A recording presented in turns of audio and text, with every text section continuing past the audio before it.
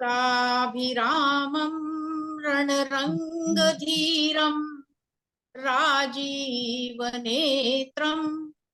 रघुवंशनाथं कारुण्यरूपं करुणाकरन्तं श्रीरामचन्द्रं शरणं प्रपद्ये। मनोजवं मारुततुल्यवेगं जितेन्द्रियं बुद्धिमतां वरिष्ठं वातात्मजं वानरयूथमुख्यं श्रीरामदूतं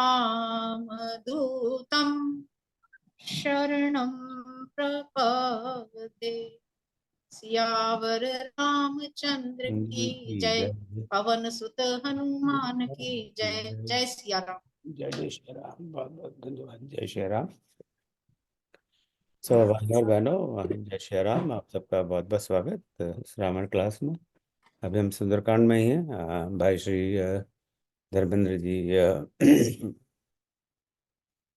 कुछ व्यक्तिगत परिस्थिति के कारण वो स्वयं पढ़ा नहीं पा रहे। बहुत अच्छी शिक्षक है, पर अपना घर बार और चार जिम्मेदारियां भी निभानी पड़ती है।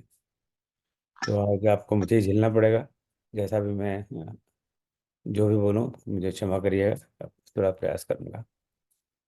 तो पिछली बार कहाँ थे? मैं तो भूल गया। आपको याद है कहाँ थे? कहाँ तक पहुंचे थे पिछली बार?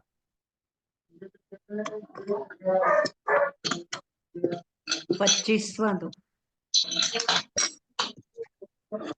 सुंदरकांड का 29वां दोहा। सुंदरकांड का 29वां दोहा। थैंक यू सुलोचना जी। तो 29वां दोहा मतलब कहाँ तक गाड़ी कहाँ तक पहुंची? हनुमान जी कहाँ पर है अभी? अशोक वाटिका में है, लंका में है, अयोध्या में है? क्या क्या क्या सिचुएशन है? सुंदरकांड तो हनुमान कांड है, सारी कहानी हनुमान जी की है। तो वापस 29 सुग्रीव के लंका पास, को जलाकर वापस मधुबन वापस पहुंच गए सुग्रीव के हैं। पास। मधुबन पहुंच गए। सुग्रीव के पास पहुंचे जी। हाँ, जब आप लंका से उनको एग्जिट वीजा मिल गया। और कई कंट्रीज में एग्जिट वीजा का भी सिस्टम होता है कि उसके बिना आप नहीं निकल सकते।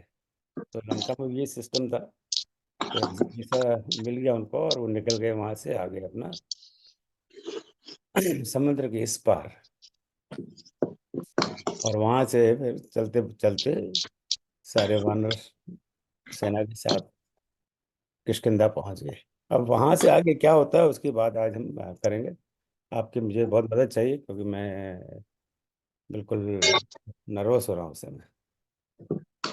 मेरा अर्जुन जैसा हाल हो रहा है। ये क्या हुआ?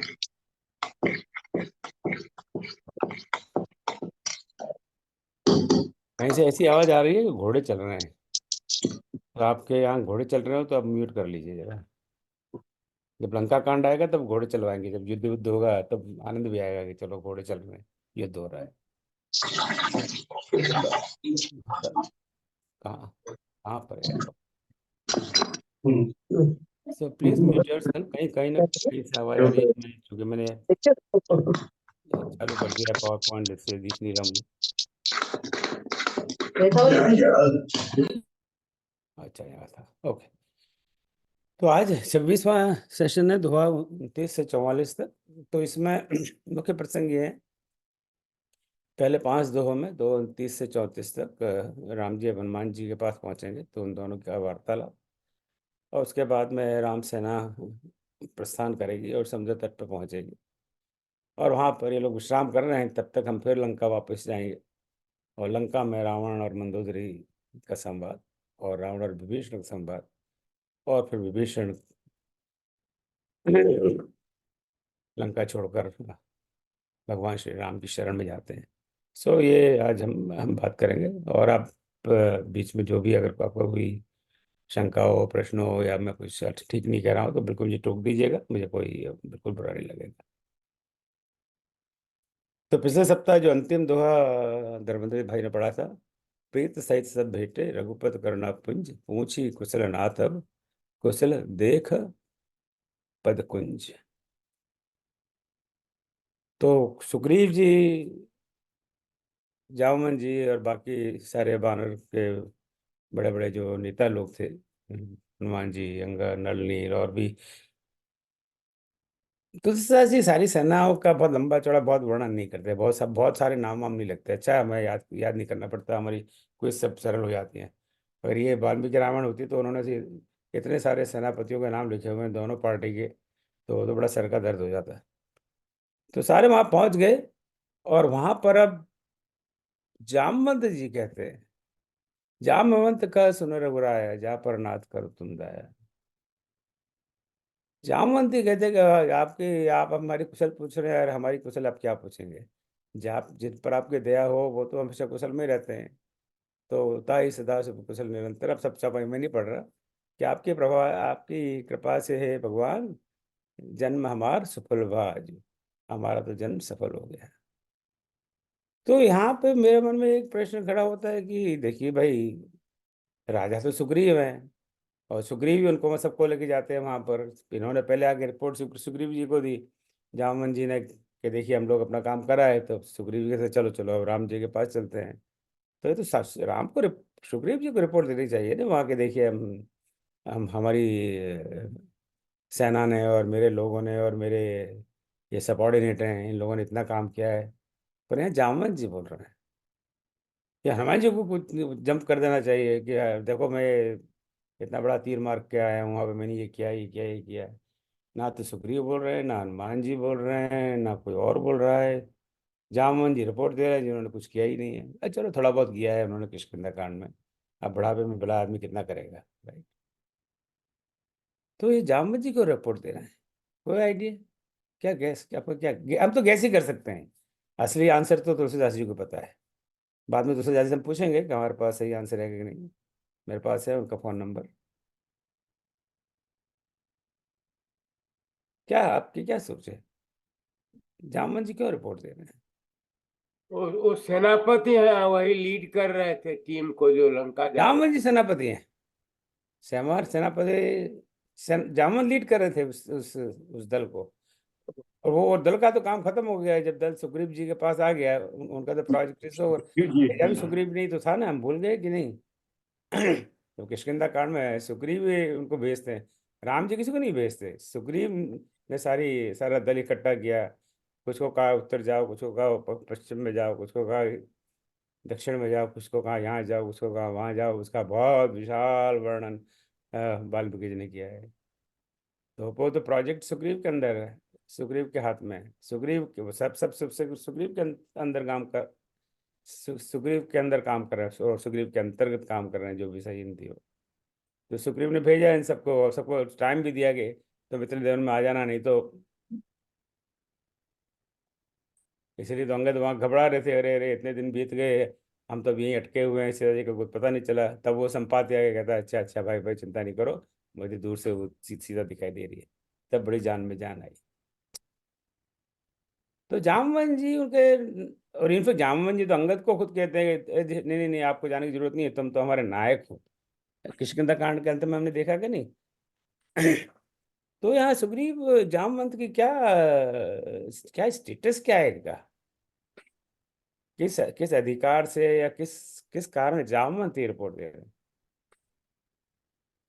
अब मेरे चक्कर में लगता है अब यहीं अटक जाएंगे इसी धोए पे, आगे आगे बढ़ेंगे ही नहीं। सही है, ये हमारे समाज में बुजुर्गों की अहमियत वो सबसे बुजुर्ग थे। सबसे बुजुर्ग है, सब उनके अहमियत जिसको हम धीरे धीमे धीमे भूलते जा रहे हैं।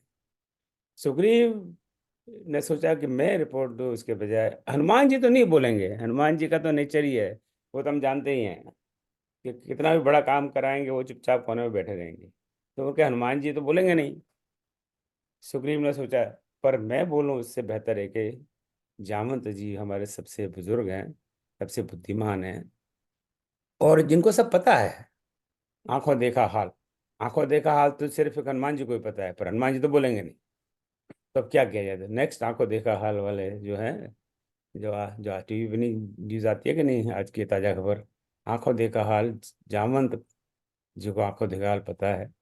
और ये हमारे सबसे सीनियर हैं, बुजुर्ग हैं, और इन इन इन्हें इन्हें ये बात कहनी चाहिए। ये मेरा मानना है, हो सकता है मेरा मानना सही हो। तो ये हमारे इसी सम्मान, मैं तो हर मानस के हर पंक्ति में दिखता हूँ, हर पंक्ति में हमें जीवन में जीने का संदेश है। यही एक जीने का संदेश है कि हम हमारे घर में जो बुजुर्ग हैं उनका हम आदर करें, उनको सम्मान दें, और उनको हम हमेशा आगे रखें। तो उससे हमारा भला ही होगा। एक दो अपवाद हो सकते हैं, मेरे जैसे बुजुर्ग भी हैं जिनसे नुकसान ही होता है, पर ज़्यादातर बुजुर्ग की बात ऐसे नहीं है। तो जामवंत ने ये रिपोर्ट दी कि हे रघुराया, जो हुआ उसकी मैं आपको रिपोर्ट दे रहा हूँ। हमारा तो जन्म सफल हो गया। अब जन्म सफल क्यों हो गया? नाथ पवन सुत कीन्ह जो करनी। ये भैया ये बैठा हुआ है चुपचाप हनुमान यहाँ पर, इसने हमारी जान बचा ली, नहीं तो हमारा तो पता नहीं क्या हाल होता। इन्होंने जो काम किया है उसका तो सहसा मुख न जाए सो बरने। और बाद में हम एक लाइन पे मैं जाऊंगा तो पूरे 2-3 महीने लगेंगे। तो अब वो हनुमान जी ने जो जो वहाँ काम किया, उसके पावन पवन तरह के चरित सुहाए, जामवंत के वचन सुहाए।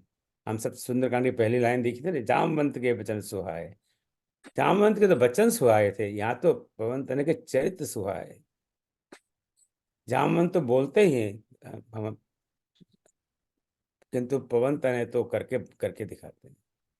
और वो जामवंत जी ने रघुनाथ जी को सारे वचन सुनाए। तो अब वहां पे पूरा वो डिस्क्रिप्शन नहीं दे रहे कि उन्होंने क्या क्या किया, वो तो हम सबको पता ही है, तो दोबारा कहने तो बड़ा बोरिंग हो जाएगा। तो तुलसीदास जी ने शायद सोचा होगा कि इससे ज्यादा यहाँ लिखने की जरूरत नहीं है, इतना ही बहुत है।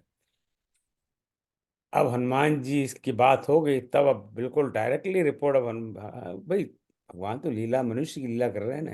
अगर आप भी उनकी जगह पे होते कि अच्छे अच्छे, मैं डायरेक्टली हनुमान से बात करता हूँ, ठीक है, अब चामुंडी ने बता दिया है, पर हनुमान जी से पूछो भाई क्या तुम गए थे सीता को देखने, उनसे भेंट करने, तो क्या तुम रिपोर्ट लेके आए हो? अब हनुमान जी और राम जी का यहाँ से संवाद आरंभ है। कहो तात कई भांति जाने की। हे तात, तात शब्द का प्रयोग मानस में जगह जगह पर है, और कई संदर्भों में। तात भाई के लिए भी है, पिता के लिए भी है, पुत्र के लिए भी है, मित्र मित्र के लिए भी है, सेवक के लिए भी है, स्वामी के लिए भी है। तो आप में से किसी को इसका अध्ययन करना चाहिए कि ऐसा क्यों है, तात शब्द में क्या खूबी है। तो हे तात बताओ कि ये जानकी की क्या, किस तरह से है भाई, हाउ इज शी, उनके क्या हाल चाल है, जय भात जानकी कैसे वहां पर अपने प्राणों की वो रक्षा कर रही हैं। और एक ही दोहे में हनुमान जी तो बड़े एकदम संक्षेप में सारी बात कह देते हैं। वो तो जबरदस्ती श्री राम जी उनसे बुलवाएंगे, पर एक दोहा इसको पढ़िए आप।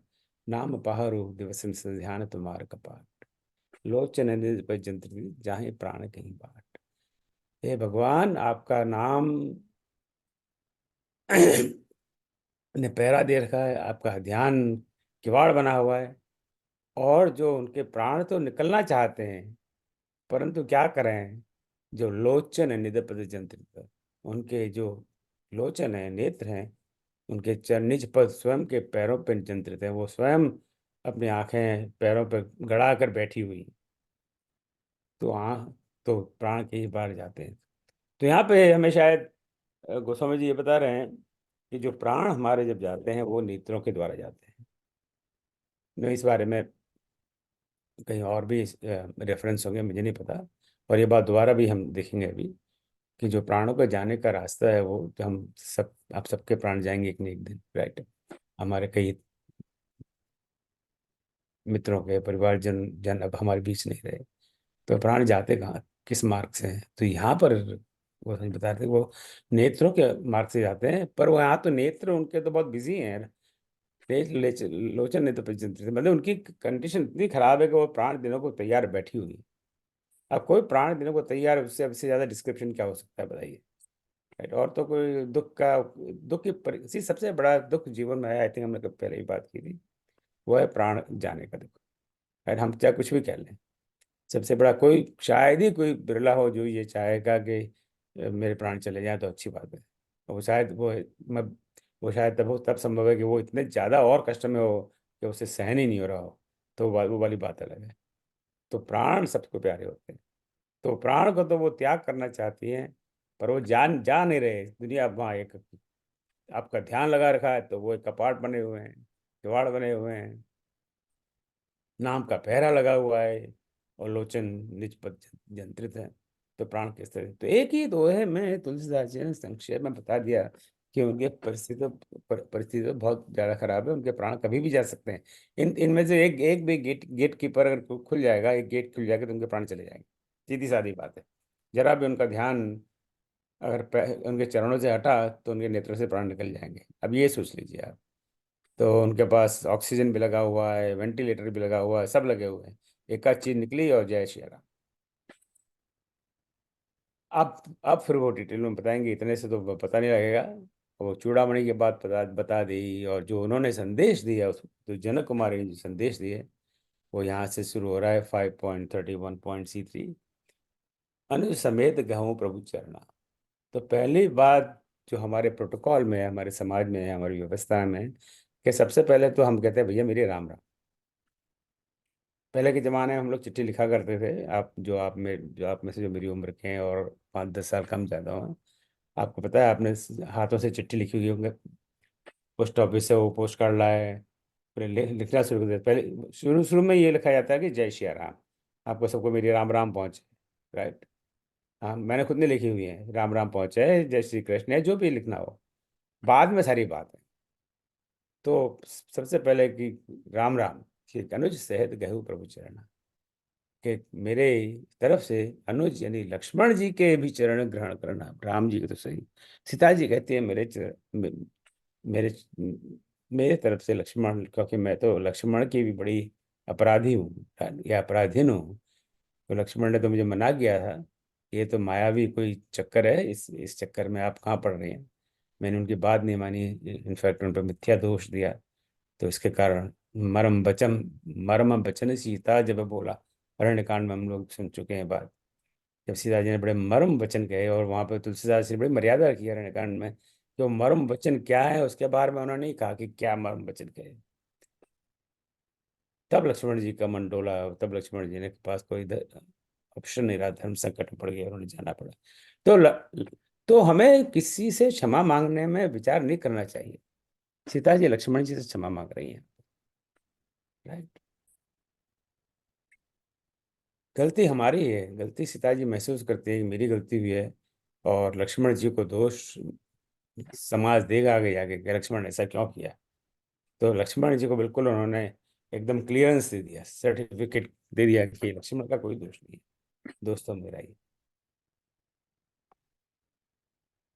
मेरा एक ही अवगुण था कि भाई मेरा ये जो प्राण उसी समय क्यों नहीं चलेगी, जैसे मैं आपसे बिछड़ी उसी समय मेरे प्राण क्यों नहीं चलेंगे। पर उसका कोई कारण वो दिया नहीं है।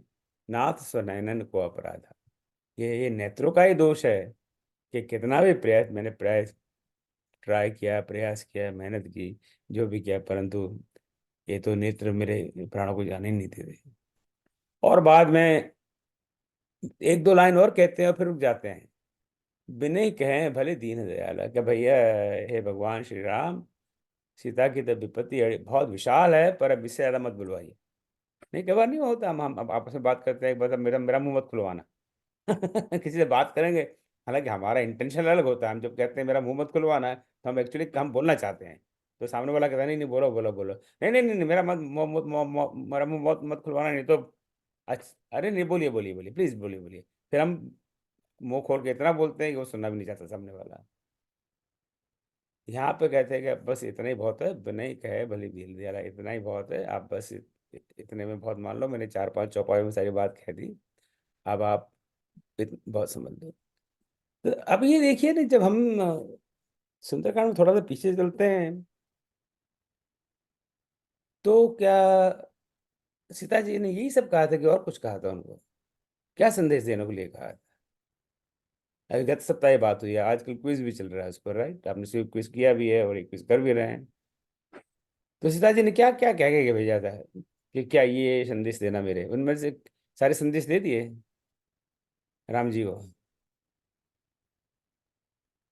एक प्रश्न चल रहा है अपना व्हाट्सएप ग्रुप पे, सकृत वाला, तात सकृत कथा सुनाओ।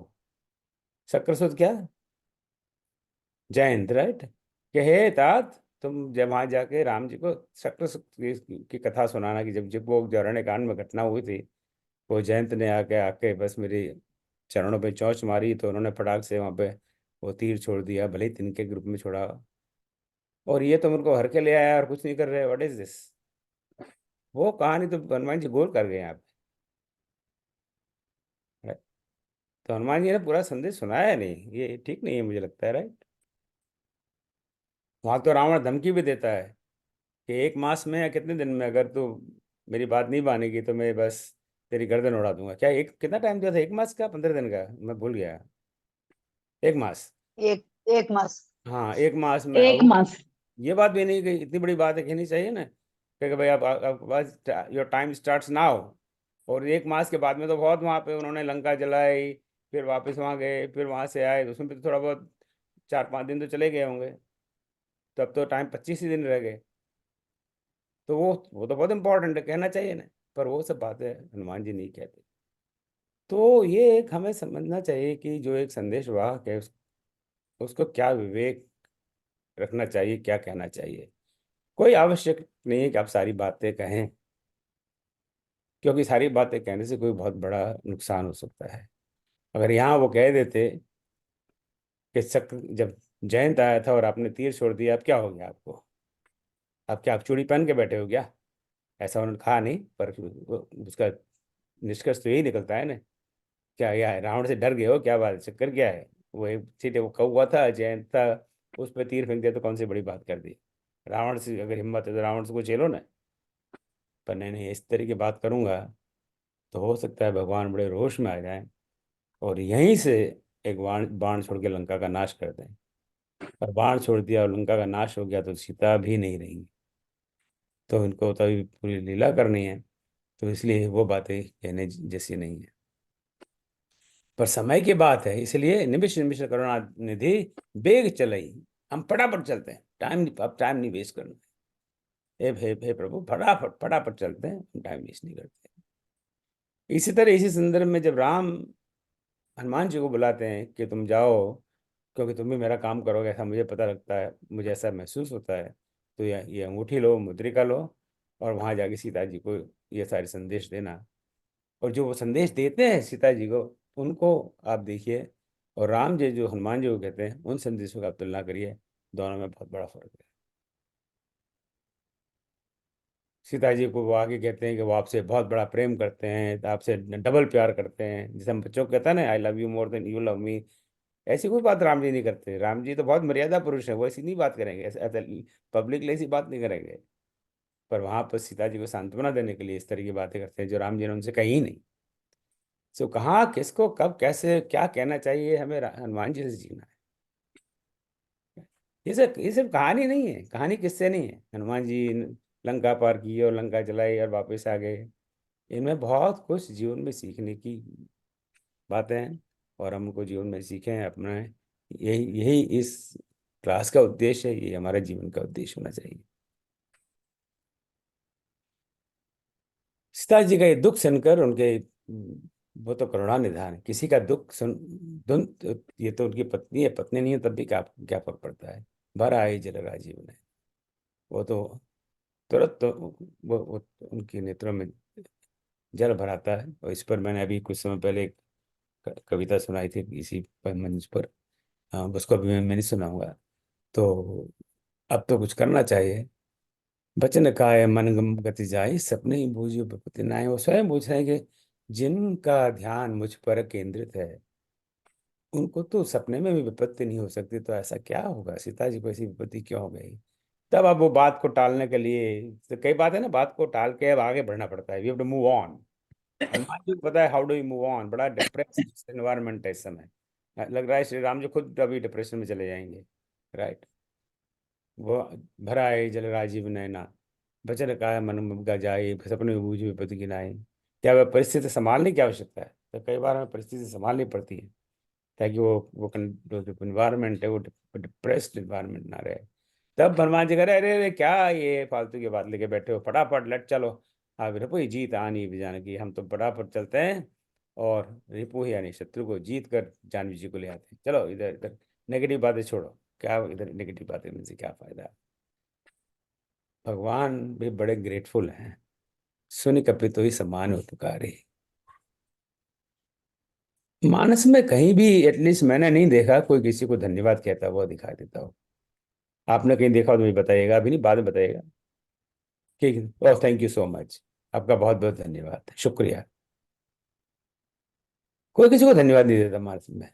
वहां क्या कहते हैं, कभी सुन कभी तो ही समान उपकारे, नहीं को सुर नर मुनि तनुधारी। धन्यवाद बहुत छोटा शब्द है, थैंक यू बहुत छोटा शब्द है, कि तुम्हारे जैसा कोई उपकारी है ही नहीं। ना कोई देवता है, ना कोई मनुष्य है, चाहे कोई दानव है, चाहे मानव है, न कोई भी है, कोई जिसकी तनु है, यानी जो शरीर, जिसने कोई भी शरीर धारण किया हो, चाहे वो हाथी हो, घोड़ा हो, चूहा हो, सर्प हो, मनुष्य हो, देवता हो, कोई भी तुम्हारे जैसा उपकारी नहीं है। अब इससे बड़ा क्या आप कह सकते हैं।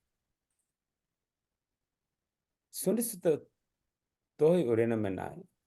मैं तो मन में विचार कर लिया खूब, अब मैं तो तेरे ऋण में डूब गया, अब इससे बाहर नहीं निकल सकता। इतना तूने इतना मेरे पर कर्जा कर दिया, कर्ज चढ़ा दिया, एहसान कर दिया कि इससे बाहर मैं नहीं निकल सकता। अब यहाँ एक एक साइड स्टोरी में आपको सुनाना चाहता हूँ।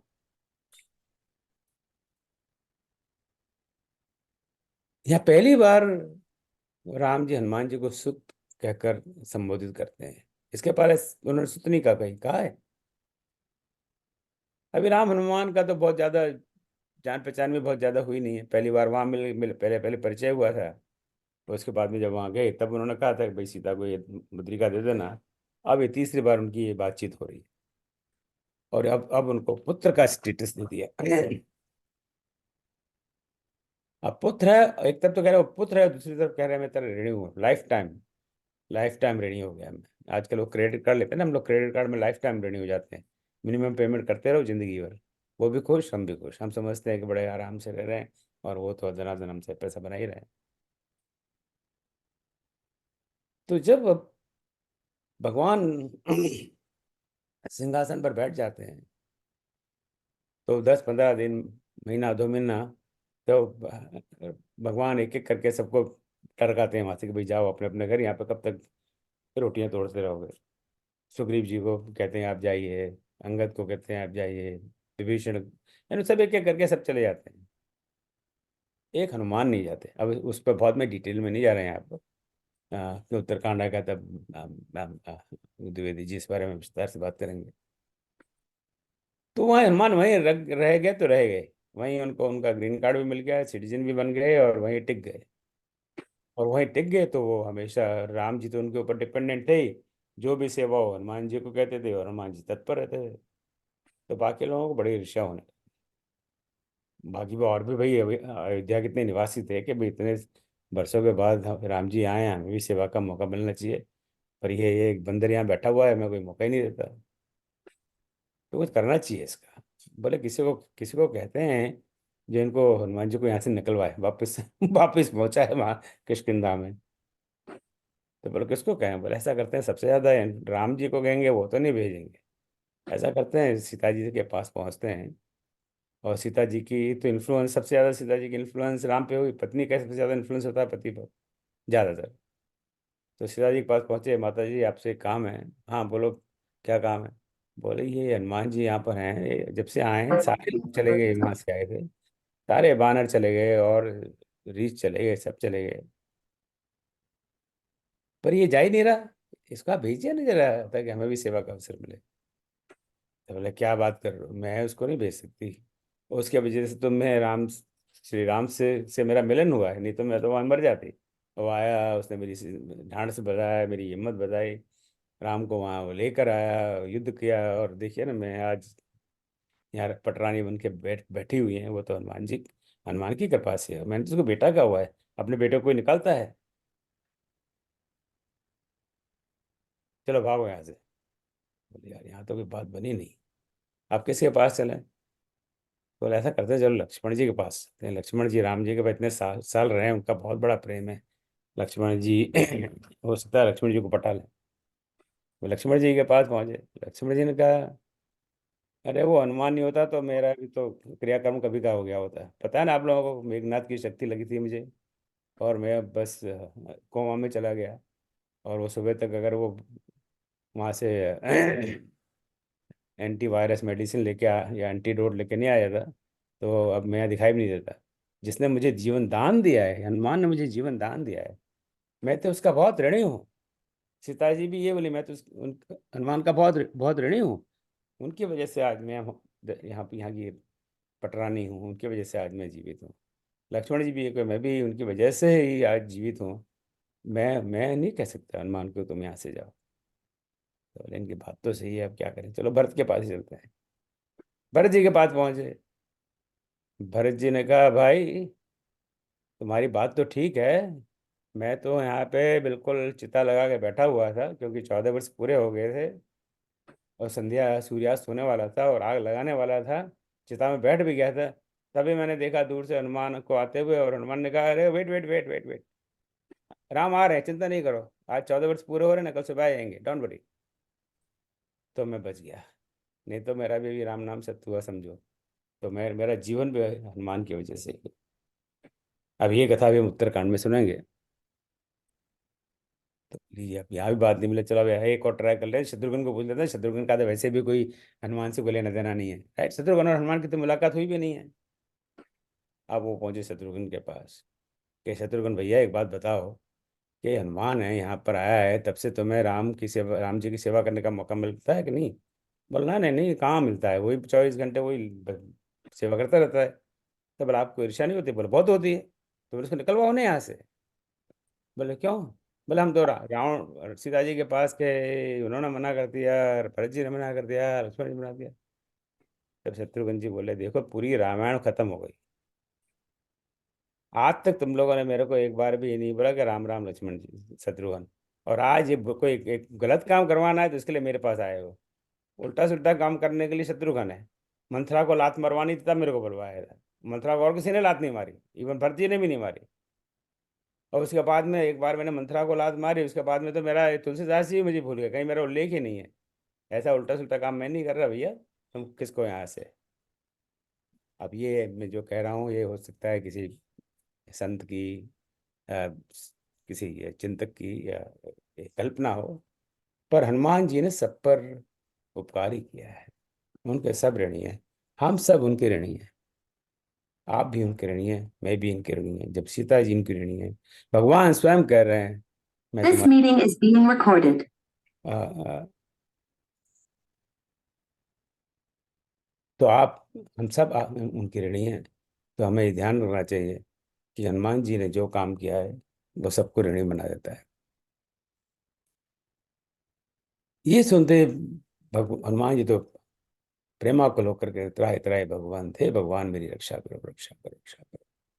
अब यहाँ भी एक प्रश्न मेरे मन में आया कि हनुमान को किससे रक्षक चाहिए? हनुमान जी को, तुम रक्षक काहू के, क्या है हनुमान चालीसा में है ना पंक्ति, तुम रक्षक काहू के शरण। काहू को डरना, अपन तेज समारो आपे, तीनों लोग हाँकते हाँ, कापे। तो अब जो दुनिया भर ये रक्षा करते हैं वो कह रहे हैं त्राहि त्राहि भगवान मेरी रक्षा करो।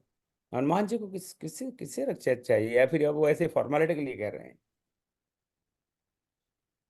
क्या कैसे आपका?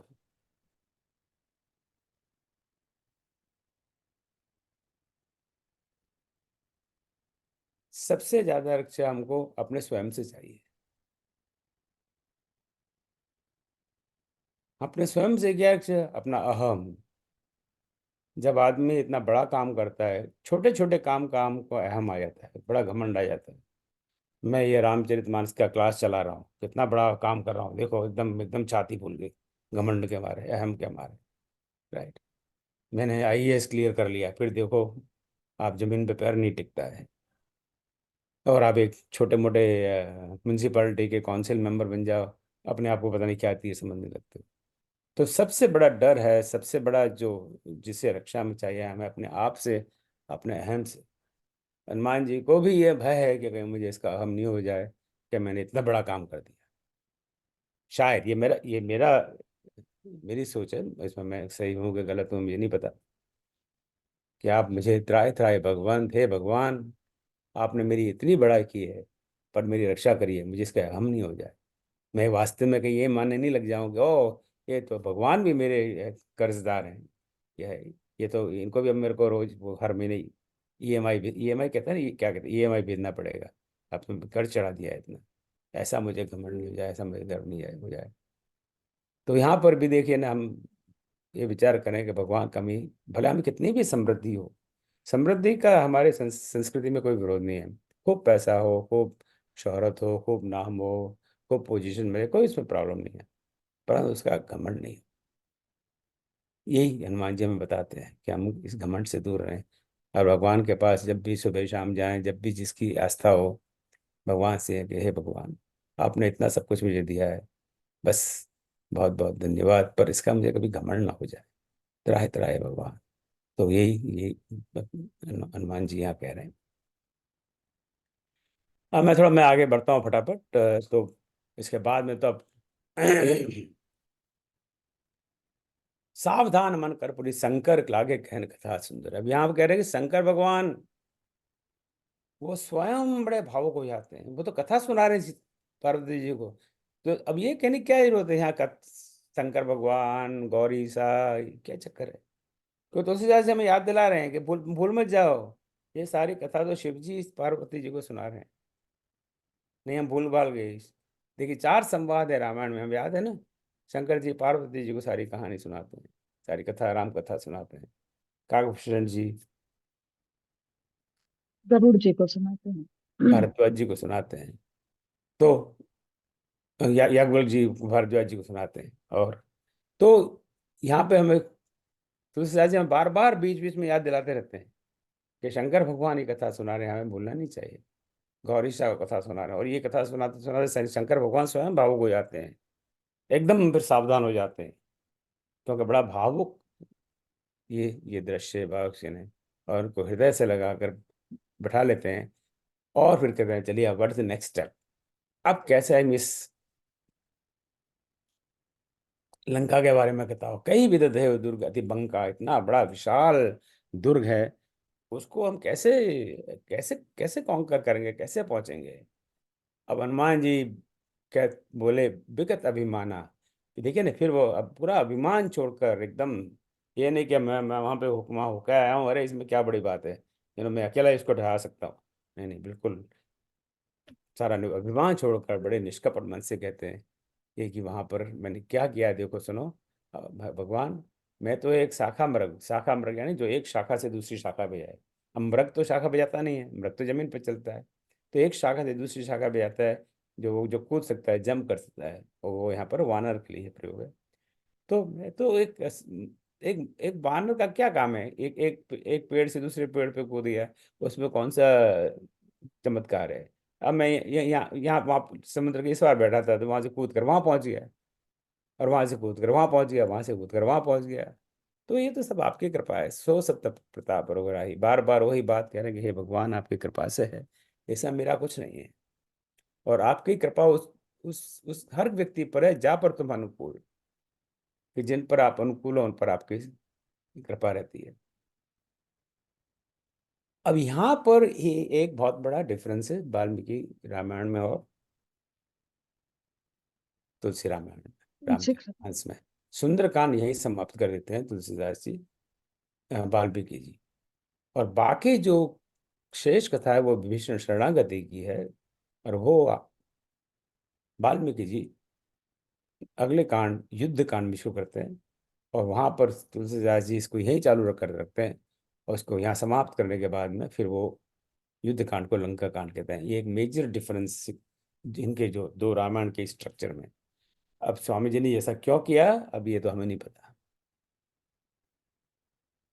उन्होंने सोचा होगा कि जो हाँ जो युद्ध कांड है, लंका कांड है, वहां पर शरणागति कुछ फिट नहीं बैठता है, तो मैं हो सकता है कि इसके बाद यही करूँ। ये तो सुंदरकांड की ये मैं आपके लिए बता रहा था। अब तो आगे आगे चलना है। सुन प्रभु वचन कही जय जय जय कृपाल सुगंधा, तब रघुपति कपि बुलाया, कहा चले कर करो बनावा। अब तो आने की तैयारी, तो भगवान को राम जी को कहना चाहिए सब वानर सेना को, चलो चलो फटाफट चलते हैं वहां पर देखिए मर्यादा। भगवान किसी को कुछ नहीं कहते, किसी को ऑर्डर नहीं देते, क्योंकि वो कोई उनके कंट्रोल में नहीं है। फॉर उनके कंट्रोल में वो सिर्फ कपिपति ही। कपिपति ही कौन है यहाँ? तब रघुपति कपिपति होगा, कपियों के सुग्रीव पति सुग्रीव सुग्रीव जी, क्योंकि सुग्रीव जी का वहाँ राज्य है। तो उन्होंने जो भी कहना पड़ेगा थ्रू प्रॉपर चैनल, जो यूज करते हैं ना हम आजकल शब्द, थ्रू प्रॉपर चैनल करना पड़ेगा। तो सुग्रीव जी वो कहते हैं कि भैया आप क्या कर रहे हैं, चले कर, कहा कहें कर करो बनावा, अब विलंब के कारण बीजे। अब किस बात की देरदारी है, आप आगे का काम संभालिए, और तब आगे का काम संभलता है। कपिपति बेग बलाए जूथ जूथ, नाना वर्ण तुलबुल बानर बाल बरूथ। उन्होंने बड़े ढेर के ढेर सारे दुनिया भर से वानरों को एकत्रित किया। वाल्मीकि रामायण में इसका बड़ा विशाल वर्णन है, कहाँ कहाँ से कितने लाख हजार मिलियन जिलियन ट्रिलियन कितने वानर आए, वहाँ सब एकत्रित हुए, और सब ने आके सब युद्ध के लिए तैयार है। और भगवान की कृपा से, राम कृपा बल बाय कपिंदा वही पक्ष युद्ध मनहु गिरिंदा। जो कपिंदा है यानी कपिंद है यानी कपिंद्र है यानी कपियों में श्रेष्ठ वानर, तो जो सारे श्रेष्ठ वानर हैं वो भय पक्ष युद्ध, जैसे उनके पंख लग गए हों। और गिरिंदा यानी गिरिंद्र, गिरी में श्रेष्ठ, पर्वतों में श्रेष्ठ, सबसे श्रेष्ठ पर्वत इस तरह के इतने विशाल तब हो गए। और तब हर्ष राम तब कीन पयाना सगुन भय सुंदर सुबनाना, और तब उन्होंने प्रयाण किया रावण के लिए, वहां के लिए। और इसके बाद में थोड़ा सा उनके सेना का आगे चलने का वर्णन है। तो इस पर अब बहुत विस्तार से मेरे ख्याल से बात करने की कोई मुझे आवश्यकता नहीं लग रही।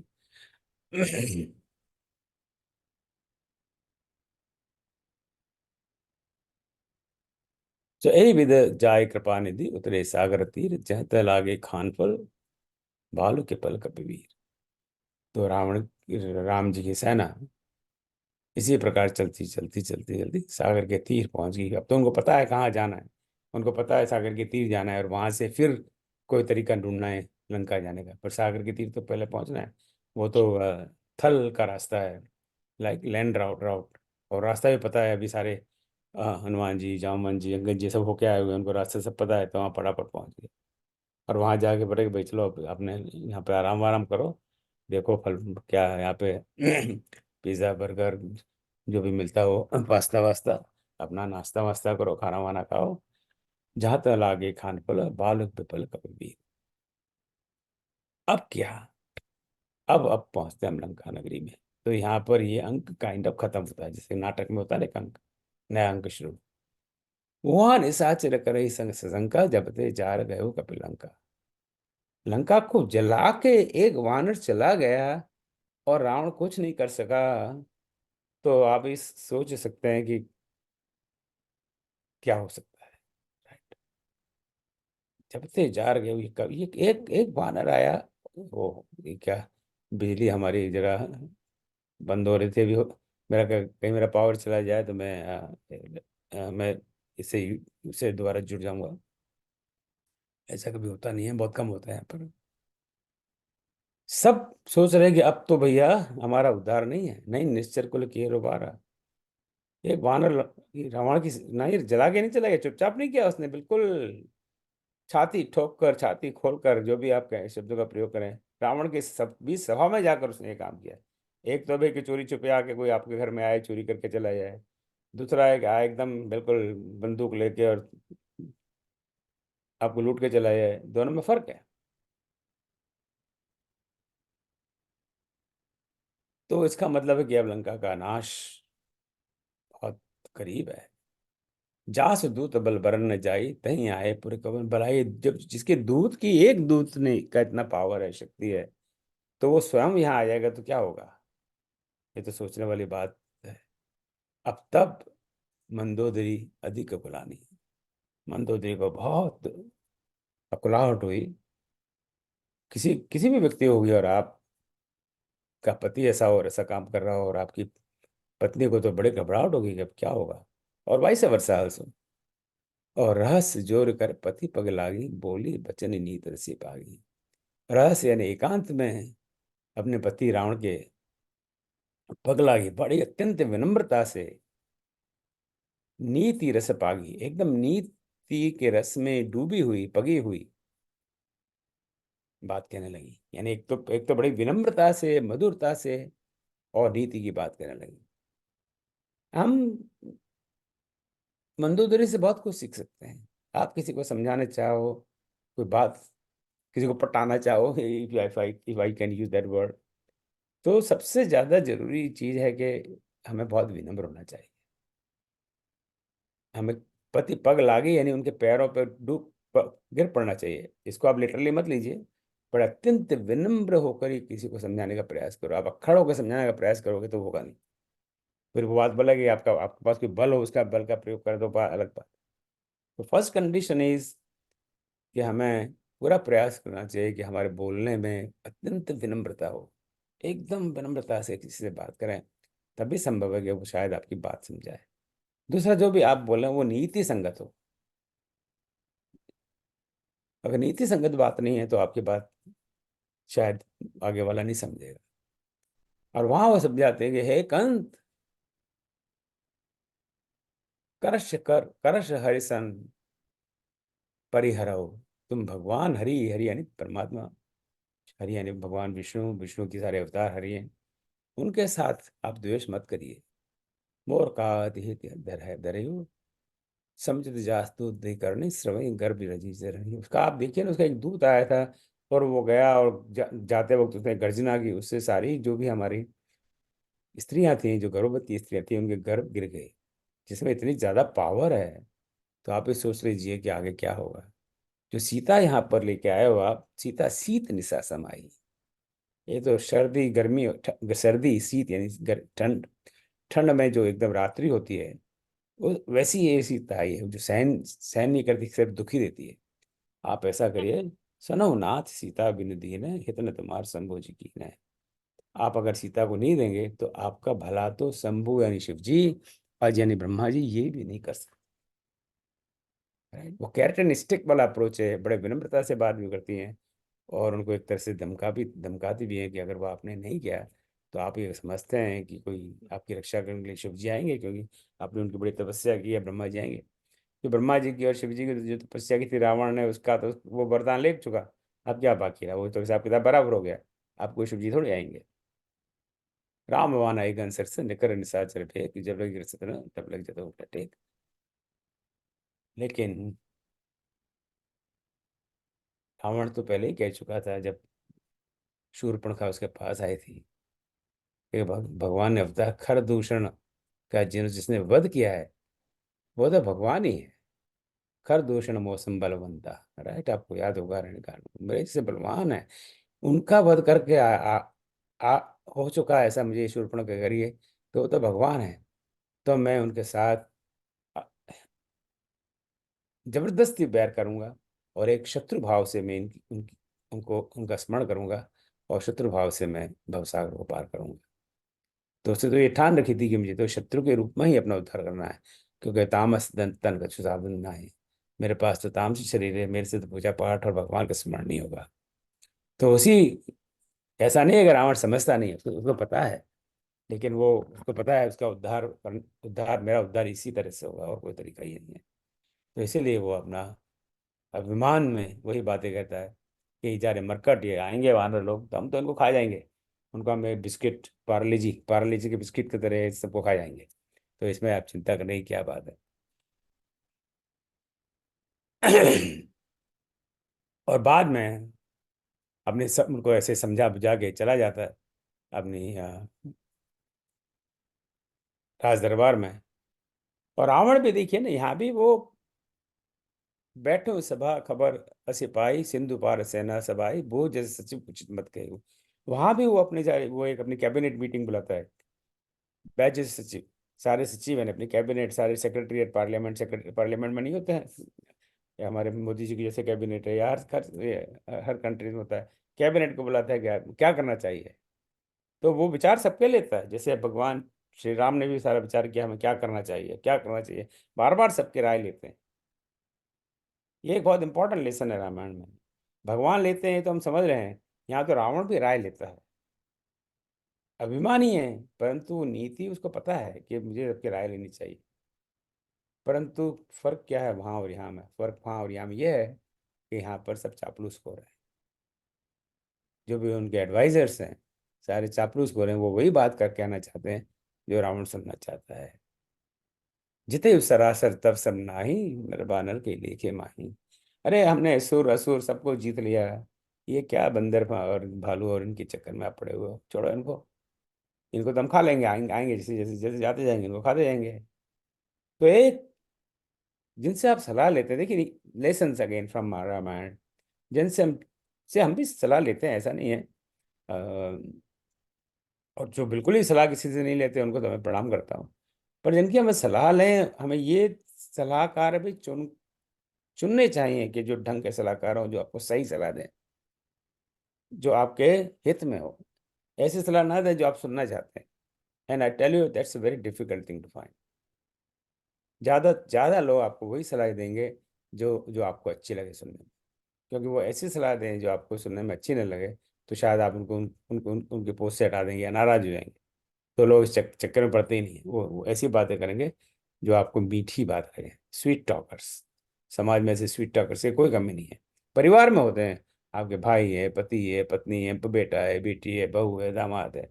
वो मीठी मीठी बातें करेंगे सिर्फ आपको खुश करने के लिए, और बिल्कुल चालू भाषा में मस्का लगाने के लिए। हमें सावधान रहना चाहिए कि ये सलाह जो दे रहे हैं ये मेरे हित की है या मुझे सिर्फ खुश करने के लिए सलाह दी जा रही है। यहाँ पे एक बहुत महत्वपूर्ण दोहा है रामचरितमानस में। सजीव वैद गुरु तीन जो प्रिय बोले, भय आस राजधर्म तन तीन कर होए बेगई नास। मैं थोड़ा वो समय बहुत हो गया, 11:23। चलो मैं रैप अप करता हूँ कि सचिव यानी तुम्हारे एडवाइजर्स, वैद यानी डॉक्टर, गुरु यानी शिक्षक यानी राइट, ये यदि आपसे प्रिय बातें करते हैं, किस लिए? या तो उनको भय है कि अगर प्रिय बात नहीं करेंगे तो आप उनको निकाल दोगे, दंड दोगे, जो भी है। मान लीजिए डॉक्टर आपको जो खाने को चाहिए, आप जैसे मन को, आपको बहुत ज़बरदस्त डायबिटीज़ है, पर आपको रोज़ गुलाब जामुन और हलवा पूड़ी खाए बिना आपका मन नहीं भरता, तो डॉक्टर आपको कहे कि भाई कल से हलवा पूड़ी मत खाना, गुलाब जामुन मत खाना, और आप बोलोगे ठीक है मैं डॉक्टर ही बदल लेता हूँ, क्या फ़ायदा? अगर डॉक्टर को ये भय है कि मेरा ये पेशेंट चला जाएगा, तो बोलेगा अच्छा अच्छा ठीक है कोई बात नहीं, एक दो गुलाब जामुन खा लोगे चलेगा, ऐसे ज़्यादा मत खाना। वो बिल्कुल ऐसा नहीं, कि उसको पता है कि एक दो गुलाब जामुन भी आपके लिए बहुत डेंजरस है, पर वो इसी भय से नहीं कहता कि उसको वो छूट जाएगा। या फिर वो ये आशा लेके बैठा है कि वो तो परमानेंट बिजनेस है। क्या डायबिटीज़ का तो एक ऐसा रोग है कि वो परमानेंट बिजनेस है, ना तो कभी वो ठीक होता है ना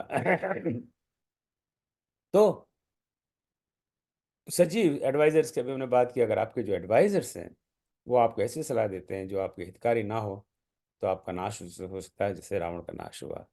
और गुरु जो आपके गुरु हैं वो आपको धर्म की बातें न बताकर दुनियादारी की बताएं तो धर्म का नाश होता है।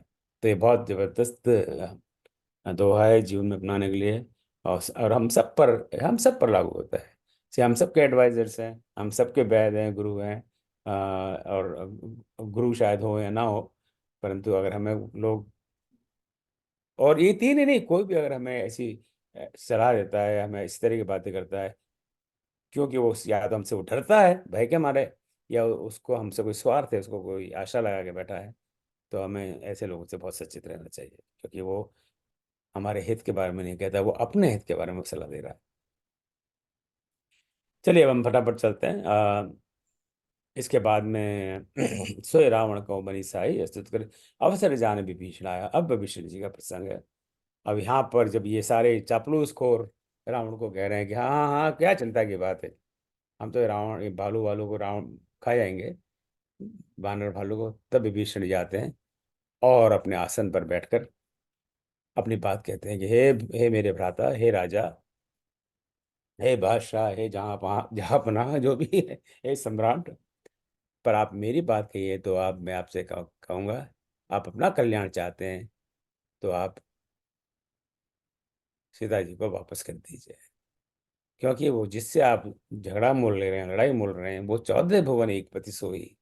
वो तो 14, ये नहीं इस पृथ्वी के 4 है, जो भी 14 भुवन है उसके पति हैं।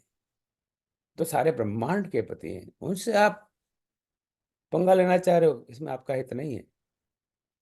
जो आपने चाहे कल्याण, अपना कल्याण चाहते हो, तो आप उनसे बैर छोड़ दीजिए।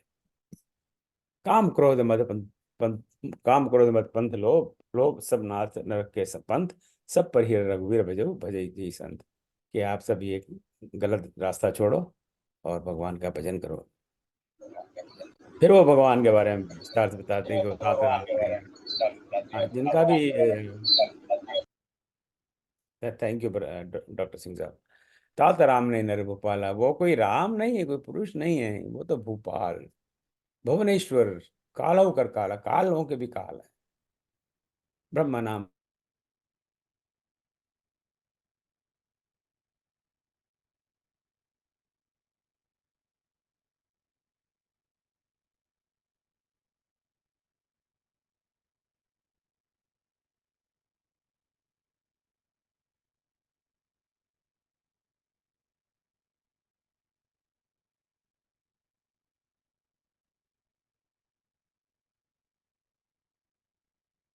आवाज नहीं आ रही है।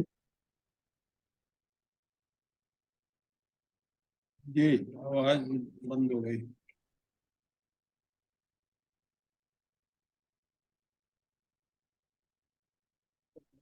कुछ सुनाई नहीं दे रहा है। वीडियो क्रॉस हो गया।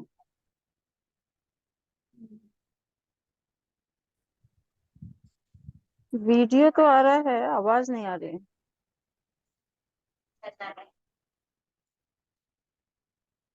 लग रहा है उनका लाइट चली गई, डिस्कनेक्ट हो गया। ओम जी भाई साहब का वीडियो भी नहीं है। लगता हम ही लोग दिख रहे हैं, है ना? बिल्कुल हम ही दिख रहे हैं आपस में।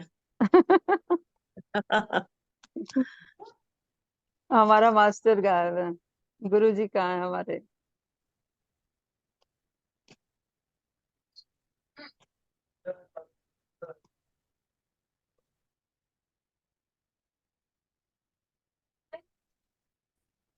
ऐसा होता नहीं है, पहली बार हो रहा है ना? उनका नेट लग रहा है, उनका लाइट चली गई थी, बोल रहे थे ना, उसी से। पूरी तरह से अच्छा, डिस्कनेक्ट हो। हाँ हाँ, पूरी तरह से डिस्कनेक्ट हो।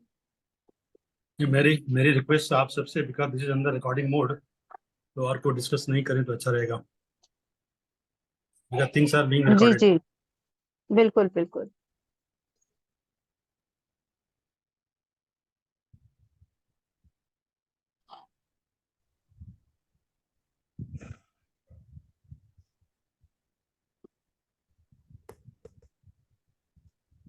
जय श्री राम, मेरी आवाज सुनाई दे रही है? जी हाँ जी जी जी, हाँ हाँ स्वागत है। हाँ, चलो मैं मुझे क्योंकि मेरा ये जो कंप्यूटर है वो समय इसमें इंटरनेट नहीं है, क्या पता नहीं क्या चक्कर है। चलो अपना समय समाप्त होना है। तो विभीषण जी उनको पूरी बात बड़ी अच्छी तरह से समझाते हैं। बार बार पद लागो बिना करम दस शीश, परिहर मान मोह मद भजो कौशलाधीश। यहाँ तक कि उनको उनके चरणों में पड़ जाते हैं कि आप गलत काम कर रहे हैं, फिर भी मैं आपके बार बार आपके चरणों में पड़ता हूँ, विनय कर रहा हूँ, क्योंकि आप कौशलाधीश की शरण में जाइए। वहां पर उनके दूसरे एक सचिव है जो थोड़ा इनसे सहमत है, उनका नाम माल्यवंत है। वो भी समझाते हैं, लेकिन रावण उनको भी धमका देता है और वो अपना चुपचाप हाथ जोड़कर वहां से खिसक लेते हैं। फिर सुमत कुमत सबके उर्राई नाथ पुराण निगम मस्कही। फिर विभीषण फिर समझाते हैं कि हे रावण, सुमति और कुमति सबकी ओर रहती है। ये भी एक बहुत महत्वपूर्ण लाइन है हमारे जीवन के लिए, कि जो हम सबके अंदर अच्छाइयाँ बुराई हैं, कोई परफेक्ट नहीं है। ना कोई परफेक्ट दानव है, न राक्षस है, न देव है, न तो सबके अंदर कुछ अच्छाइयाँ हैं, कुछ बुराई हैं। पर जहाँ भी अच्छाइयाँ हैं, जहाँ सुमति है, वहां पे विभिन्न प्रकार की संपत्ति आती है, और जहाँ कुमति है वहां विभिन्न प्रकार की विपत्ति आती है। तो फिर वही बात को आगे बढ़ाते हैं कि आपके अंदर बहुत कुमति है, तो इसका मतलब यहाँ बहुत विपत्ति आएगी। जैसे फिर मैं आपसे प्रार्थना करता हूँ कि आप सीता को वापस कर दीजिए। और अंत में उनके शरणागत सेवा थे तात चरण कहे मांगू राखो मोर दुलार, कि मुझे अपना छोटा भाई मैं आपके चरणों में पड़ा हूँ, मुझे दुलार एक भाई बड़े भाई का छोटे भाई पर प्रेम होना चाहिए, मैं आपसे मांगता हूँ, ये भिक्षा मांग रहा हूँ कि मेरे मुझ पर प्रेम कर जो आप करते हैं, बस इतना ही मैं आपसे मांगता हूँ कि सीता देव राम कहूँ इतना हो तुम्हारा। खैर अब चूंकि समय भी हो रहा है और ये मैं आपको पावर पॉइंट में नहीं दिखा पड़ा, बाद हम जानते ही हैं कि विभीषण को तो ये सारी बात समझ में नहीं आई और वही उनको कह देता है कि इतनी सारी हम मुझे बातें सिखा रहा है, इसके बेहतर यही है कि सारा सारा ज्ञान है जो मुझे दे रहा है, तो जा सठ मिल जाए ते नहीं कहू नीति, तो उन्हीं को जाकर मिल जो जिसको तू जो नीति तू मुझे सुना रहा है वो जाके उनको सुना। तो विभीषण को जाने के लिए रावण खुद कहता है, यह है दोहा 41 की पांचवी पंक्ति, सठ मिल जाए तो नहीं, तो हे सठ हे दुष्ट तुम उनको जाकर मिलो जिनकी तुम बात कर रहे हो और उनको जाके सारी नीति सुनाओ जो मुझे बता रहे हो। यानी रावण खुद ही विभीषण जी का रास्ता खोल देता है कि अब तेरा यहाँ पे रहने का कोई मतलब ही नहीं है, तुम यहाँ से किसको, राइट। अस कई कीने थे चरण प्रहारा करता है और तुम पितुसर से भले ही मैं मारा है, फिर भी विभीषण जी कहते हैं कि आप मेरे पिता के समान है, मुझे मार रहे तो कोई बात नहीं, किंतु राम भजे तो नाते तुम्हारा, कि राम के भजे बिना तुम्हारा हित नहीं है। लेकिन रावण को कुछ असर नहीं होती। तब सचिव संग ले न पद गए सबई सुनाए कहत सबई, और फिर वो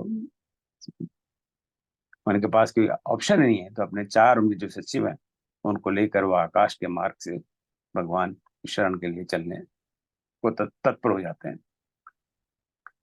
अस के चला विभीषण जब ही आयु इन भय सभी, और विभीषण के जाल चलते ही वहां की सारी जो आभा है वो नष्ट हो गई, सब जैसे आयुहीन हो गया।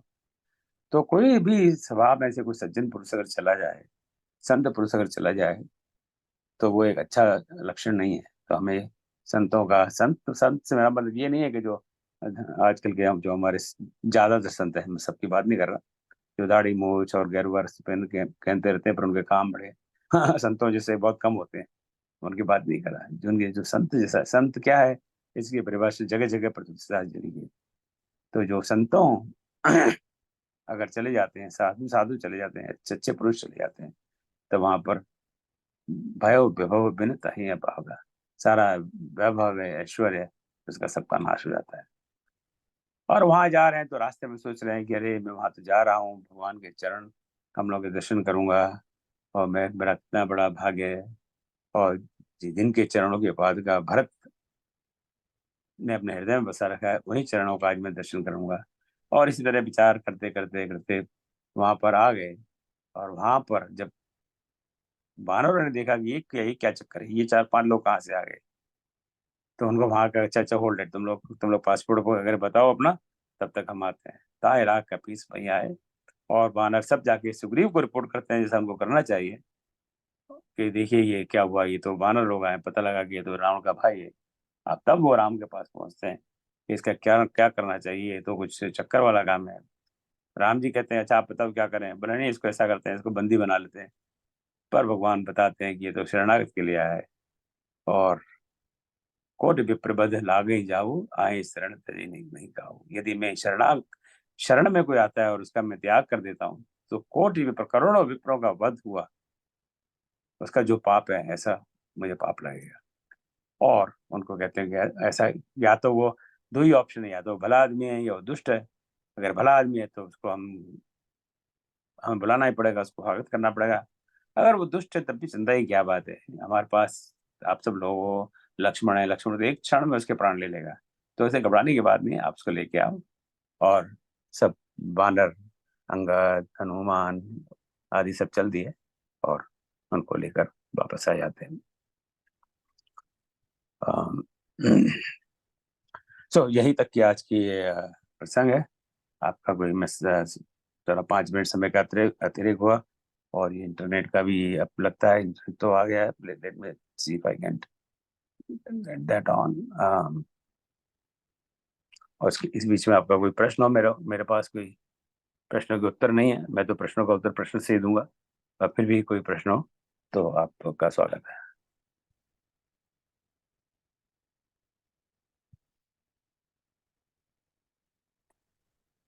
बहुत बढ़िया। जय श्री राम। जय सिया राम। बहुत बढ़िया था। जय सिया राम। बहुत बढ़िया। समझ में आ गया आपको।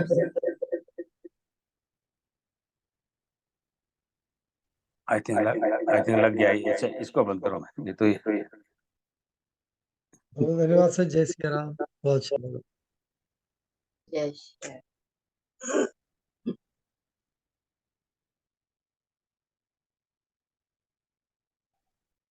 सॉरी। बहुत बहुत धन्यवाद। जय श्री राम। आपका कोई प्रश्न हो, कोई कमेंट हो तो सर एक क्वेश्चन था। हाँ बोलो बेटा। सर जैसे 2028 में आया कि तजौ चौथ की चंद्र की नाई, हाँ ये तो प्रश्न, हाँ बताओ।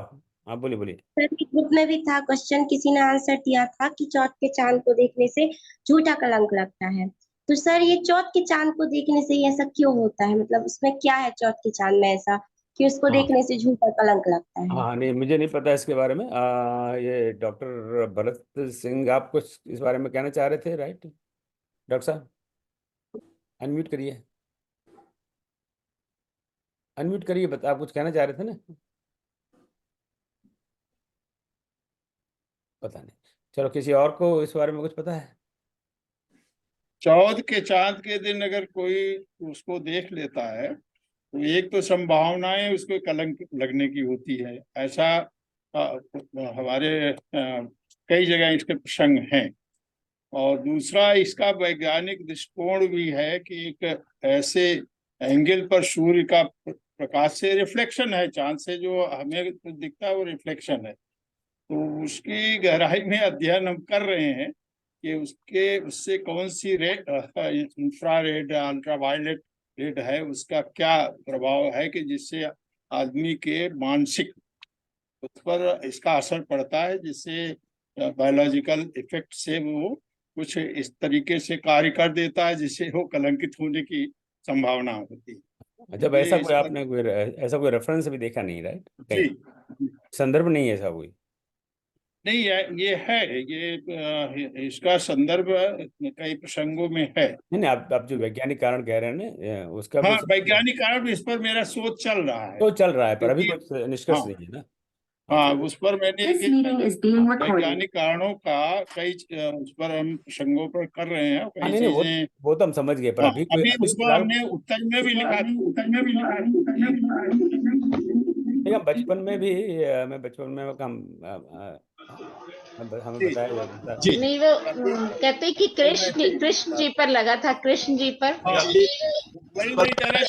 कृष्ण जी पर लगा था। वही कह रहे, कई जगह प्रसंग आया है।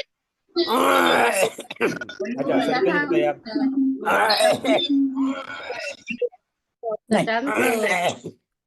बताइए आप। ये पढ़ा है।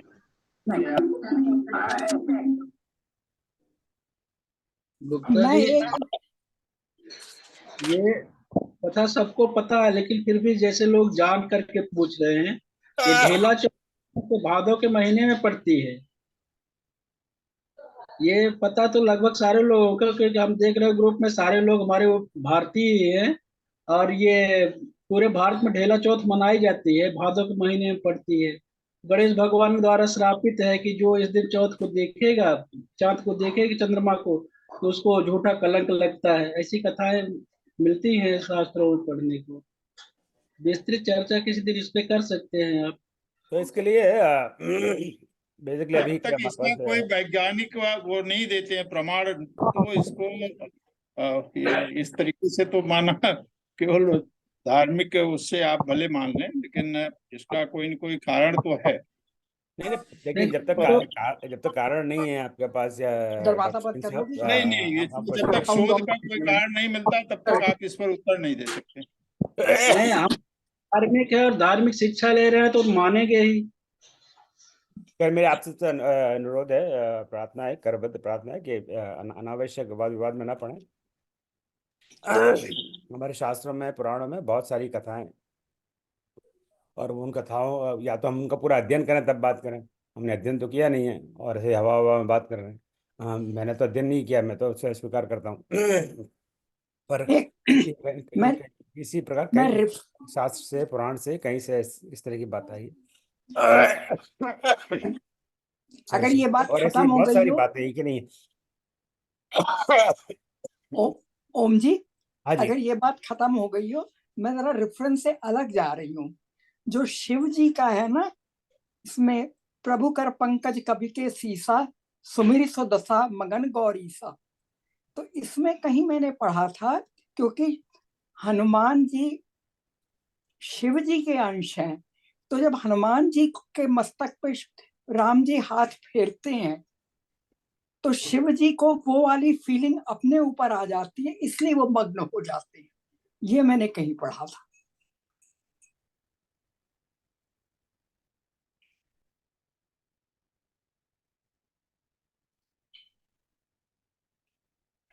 इन ग्रंथों को जब से लिखे गए हैं तब तक सैकड़ों, हजारों और उससे भी ज्यादा लोगों ने इन पर अध्ययन किया है, इस पे विवेचना की है, टिप्पणी हाँ की है।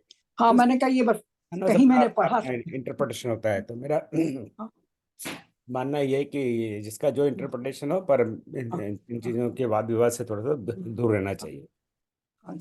और कोई प्रश्न आपका? अच्छा, एक दो बातें मैं कह दूं, फिर समापन करते हैं। एक तो यह है कि परसों गुरुवार को जिन्होंने हनुमान चालीसा में सर्टिफिकेट प्राप्त कर रहे हैं, 103 मित्र हैं मेरे ख्याल से। आप लोग करीब आप सभी लोग करीब करीब, मैं ठीक से बोल नहीं पा रहा, सारा शब्द इधर उधर हो रहे हैं। तो उस दिन उसका वितरण समारोह के लिए, जो भी कह लीजिए, we will do it here online. तो आप अवश्य आएँ, और जो अल्फ़ाबेटिकल ऑर्डर है, वर्णमाला, हिंदी वर्णमाला के अनुसार, उस अनुसार नाम बुलाए जाएंगे, एंड प्रमाण पत्र को हम इस पे स्क्रीन पे डिस्प्ले करेंगे। चूँकि वो विशेष इवेंट है, उसके लिए हमने डॉक्टर आदित्य शुक्ल, जो हमारे अपने ही हैं, उनको मैंने एक अतिथि के रूप में आमंत्रित किया है, क्योंकि उन्होंने हनुमान जी पर बहुत बड़ा अध्ययन किया है और उनकी पुस्तक हनुमान जी पर बड़ी प्रसिद्ध है। तो मुझे लगा नहीं कि उनसे कोई योग्य व्यक्ति को मैं ढूंढ सकूं, तो थोड़ी 10 मिनट फिर बात भी करेंगे हनुमान जी पर। इसके अलावा जो हनुमान चालीसा का हम लोगों ने पाठ किया था 271 बार, करीब 16-17 घंटे सतत, उससे प्रेरित होकर अब हम हर महीने फर्स्ट सैटरडे को हनुमान सुंदरकांड का पाठ आरंभ करने जा रहे हैं। तो उसका वो पाठ किस लिए होगा? ऐसे ऑनलाइन पाठ की अपनी खूबियाँ हैं, उसकी अपनी चुनौतियाँ हैं।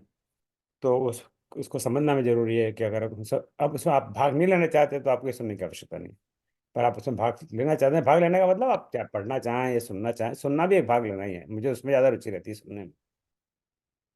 तो उसका कैसे स्ट्रक्चर होगा, वो कैसे पढ़ाया जाएगा, उसके बारे में पूरी जानकारी मैं शनिवार को दूंगा। तो आप अवश्य उसमें पधारें, क्योंकि बहुत आवश्यक है हम जाने कि उसका संचालन कैसे होगा। और मेरा अंदाज है कि वो सुंदरकांड का पाठ करीब करीब 1.25 घंटे के आसपास चलना चाहिए, 10 मिनट 5 मिनट आगे पीछे। और उसको हम उस फर्स्ट सैटरडे को शाम को 8 बजे शुरू करेंगे भारत के अनुसार, ताकि 10 बजे तक समाप्त हो जाए, क्योंकि फिर रात में सोने का टाइम होता है। तो इसके बारे में विस्तार से चर्चा शनिवार को करूँगा। तो अगर उसमें आपको कोई जरा भी रुचि है, सुनने में रुचि है, पढ़ने में रुचि है, तो आप पधारें। हमारा गोल ये रहता है कि सारे कार्यक्रम बिल्कुल निर्विघ्न चलें, और प्रभु की कृपा है, हनुमान चालीसा का पाठ हुआ 271 बार, इतने लोगों ने पाठ किया और पूरा निर्विघ्न चला, आदि से अंत तक 17 घंटे, कोई टाइम का मैनेजमेंट पूरा रहा। तो यही हम चाहते हैं कि इस तरह के कार्यक्रम इस प्रकार से चलें। पिछले 1.5-2 साल से हम गीता क्लास आरंभ करने की बात कर रहे हैं। अब कुछ मन बन गया है, तो ये गीता क्लास मेरे ख्याल से 26 अगस्त जन्माष्टमी है, उस दिन सोमवार है। तो उसके 2 दिन पहले शनिवार को हम लोग यहाँ पर गीता चैंटिंग करेंगे।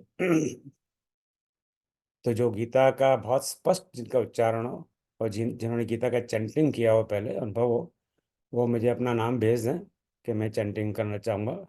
उसको गद्य की तरह नहीं पढ़ना है। गीता तो है ही गीत, इसको शब्द ही गीत है, राइट। वो तो है ही गायन, गेय है वो। हम नहीं चाहते अब लता मंगेशकर या मुकेश जी की तरह गाएं, पर ऐसा भी नहीं हो कि मेरी तरह गाएं। गर्दभ स्वर भी ना हो, तो थोड़ा अच्छा स्वर हो और सही उच्चारण हो। तो आप मुझे नाम भेज दें कि मैं गीता चैंटिंग करना चाहूँगा। तो फिर उस हिसाब से अगर हम बहुत सारे लोग हो जाते हैं तो उसका भी एक स्केड्यूल पूरा बनाना पड़ेगा। तो हो सकता है एक बार नहीं 2 बार कर लेंगे। गीता चैंटिंग करने में करीब 2.5 से 3 घंटे का समय लगता है। तो हम 3 घंटे का समय रखेंगे, जल्दी पूरा हो गया तो कोई बात नहीं। फिर अगर बहुत सारे लोग हैं तो 2 सेशन कर लेंगे। तो गीता चैंटिंग पार्ट समथिंग, वो सोचते हैं कितने लोग इसमें नाम देते हैं। और उसके बाद में we will have start Gita class उसके बाद वाले सप्ताह से, and we are working all the details about that Gita class. पर गीता क्लास शुरू हो उसके पहले हम थोड़ा सा संस्कृत का, व्याकरण का थोड़ा सा आइडिया उसके पहले we will start some other classes here. Like अभी एक मैंने यहाँ पर ह्यूस्टन में है, बड़े विद्वान हैं, उनको मैंने आमंत्रित किया है। आई थिंक 29 जून को वो गीता पढ़ने में जो कॉमन मिस्टेक्स क्या होती है उच्चारण में, उस पर चर्चा करेंगे। What are the common mistakes, errors in Gita pronunciation. फिर गीता में आपको पता है संस्कृत भाषा में सबसे बड़ी चुनौती है संधि और समास। 5-5, 10-10 शब्दों को जोड़कर एक शब्द बनता है, तो उसी से वो संस्कृत भाषा क्लिष्ट हो जाती है। हालांकि जो संस्कृत भाषा के लोग हैं वो तो कहते हैं नहीं, संस्कृत तो सबसे सरल भाषा है। तो सब अपनी बात है। हर हलवाई ये कहता है मेरी मिठाई सबसे बढ़िया है। तो वो वास्तव में चुनौती है। जब ये एक शब्द ही इतना लंबा हो तो कैसे समझेगा आदमी, अनलेस कि उसका व्याकरण जानता हो। हम पूरा संस्कृत का व्याकरण तो नहीं पढ़ सकते, ना तो हमारे पास समय, ना हम में कोई योग्यता है। आई एम श्योर आप में होगी, पर संस्कृत व्याकरण। उसमें अनुस्वार और विसर्ग का भी बहुत ध्यान रखना पड़ता है। हाँ जी जी। अनुस्वार को कई तरीके से पढ़ा जाता है, विसर्ग को कई तरीके से पढ़ा जाता है। और इसमें भी विद्वानों में एक मत नहीं है। अभी मैंने एक लर्न गीता एक क्लास ज्वाइन किया था, तो वो अनुस्वार को अलग अलग तरीके से पढ़ रहे थे। हमने तो इस तरह का कभी सुना ही नहीं। तो क्लास अगर मैंने छोड़ दिया क्योंकि मेरे पास समय नहीं। हाँ, फिर विवाद खड़ा हो सकता है कि ये सही है या ये सही है, फिर अगेन हम विवाद में नहीं पढ़ना चाहते। तो उसके पहले हम कुछ क्लास रखेंगे संधि बेसिक संधि जानने के बारे में कि संधि क्या है हिंदी में। पहले तो हिंदी में संधि क्या है उसके बारे में बात करेंगे, जो हम सब लोगों ने पढ़ी हुई है स्कूल में, पर शायद मैं तो सब भूल भाल गया, आपको शायद याद हो। और समास क्या है उसके बारे में थोड़ी बात करेंगे हिंदी की। तो उसके लिए मैंने एक हिंदी के विद्वान को आमंत्रित किया है, उनकी सहमति मुझे मिल गई है। फिर उसके बाद में हम जो संस्कृत में जो संधि और समास, उस पर 3-4 क्लास रखेंगे, ताकि हमें थोड़ा सा अंदाज लगे कि जो शब्द अगर हम गीता में पढ़ रहे हैं, कुछ पल्ले तो पढ़े हमारे ही क्या है, ताकि फिर बाद में वो क्लास पढ़ाना सरल हो जाएगा। So this is the plan right now. और आप इसमें किसी तरह इन्वॉल्व होना चाहते तो आप मुझे बताएं, and will see how much we can involve. बस मैं यहाँ रुकता हूँ। मेरे लिए कोई प्रश्न? सर उसमें अनुस्वार और विसर्ग वाले भी एक क्लास रखना चाहिए, क्योंकि क वर्ग च वर्ग इसमें जो अनुस्वार रहता है क वर्ग के उस पे, तो जो शब्द क वर्ग का बाद में आता है तो उसका अनुस्वार का उच्चारण अलग होता है, और विसर्ग का तो ह से होता ही है, मगर अनुस्वार का उच्चारण अलग जगह अलग अलग होता है। जी, तो ये क्लास होनी चाहिए। देखिए फिर मैं कहूँगा कि ये हमारा फोकस जैसे एक गीता परिवार है, उनका वो एक लर्न गीता पर उनकी क्लास चलती है और हजारों लोग उसमें इन्वॉल्व हैं। तो उनका मेन फोकस है उच्चारण पर, चैंटिंग सही उच्चारण के साथ। जो जो जो हाँ, वो मैंने करा है गिलानी गीता का पूरा मैं बोलूँ उसके बाद 4 में जब लेवल। पूरी बात कर लूँ अपनी, तो उनका मेन फोकस उच्चारण पर है। पर हमारा मेन फोकस उच्चारण पर नहीं है, क्योंकि हम तो अभी रामायण का उच्चारण से ढंग से नहीं कर पा रहे। हर मंगलवार को हम पाठ करते हैं, उसमें हनुमान चालीसा हमने सही सही उच्चारण नहीं किया। पहले हम हनुमान चालीसा तो सही सही पढ़ना सीख जाएं, गीता तो बात की बात है। तो वो ठीक है, हम जानना चाहेंगे, पर हम उसके बहुत विस्तार में नहीं जाएंगे। तो गीता सही उच्चारण कैसे करना चाहिए उसका फोकस इस कोर्स में नहीं रहेगा। वो फोकस बहुत कम है। जैसे रामायण कोर्स में भी नहीं है, हम कहाँ रामायण को इसमें पढ़ते हैं, राइट। तो हम सब सही उच्चारण से नहीं पढ़ सकते। तो वो इम्पोर्टेंट है, पर उसका इस कोर्स में फोकस है। वो बात है वो समय बिल्कुल क्लियर करूंगा कि इस कोर्स का फोकस क्या है, क्योंकि हर कोर्स का अपना अपना फोकस होता है। गीता का आप अध्ययन कर सकते हैं कि आप श्लोक को पढ़े ही नहीं, फिर भी गीता का अध्ययन हो सकता है। श्लोक बिना से पढ़े आप कह सकते हैं कि भाई अध्याय 1 में ये हुआ, अध्याय 2 में ये हुआ, अध्याय 3 में ये हुआ, right. You don't have to know Hindi Sanskrit to learn Gita. बहुत सारे देश विदेशों में गीता का बहुत अध्ययन होता है, उनको कोई ना हिंदी आती है ना संस्कृत आती है। तो कई प्रकार से इन चीज़ों का अध्ययन हो सकता है। सो उस बारे में तब विस्तार से चर्चा बात। पर अभी आपको अंग्रेजी में कहते हैं ना हेड्सअप। अभी अगस्त अंत में, अभी ये मई शुरुआत है, तो मई जून जुलाई अगस्त 4 महीने पहले आपको तैयार कर रहा हूँ एक तरह से। सोचिए मैं अपने आप को 2 साल से तैयार कर रहा हूँ, आपको अभी से तैयार कर। ठीक है, चलिए, मेरे ख्याल से मैंने बहुत समय ले लिया, इसका समापन करें। विजय जी को आमंत्रित करता हूँ, शांति मंत्र पढ़ें और फिर अगले सप्ताह। जय श्री राम। विजय जी।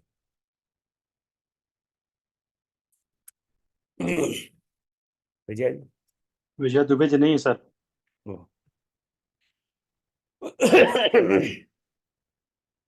ओम सर्वेषां स्वस्तिर्भवतु, सर्वेषां शान्तिर्भवतु, सर्वेषां पूर्णं भवतु, सर्वेषां मङ्गलं भवतु।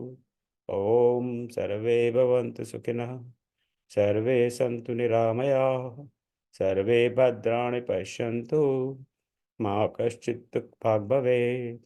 ओम असतो मा सद्गमय, तमसो मा ज्योतिर्गमय, मृत्योर्मामृतं गमय।